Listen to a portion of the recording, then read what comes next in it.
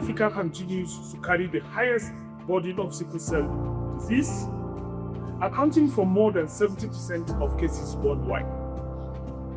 Despite the availability of cost-effective interventions, many children and adults living with sickle cell disease and other rare blood disorder still face delayed diagnosis, limited access to treatment, inadequate specialized care, and preventable complications, and unfortunately, death.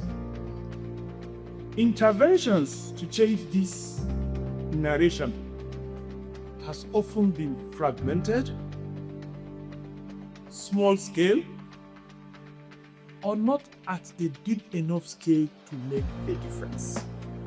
So this workshop is timely and it will help us in closing that, first at the continental level, but also where sickle cell touches a life.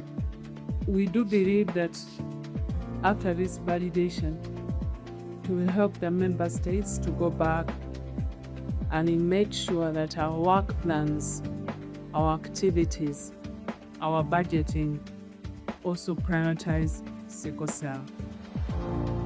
Beyond the validation of the document, convening here helps us to reaffirm Africa's collective commitment to the millions of children and families who live with sickle cell disease every day.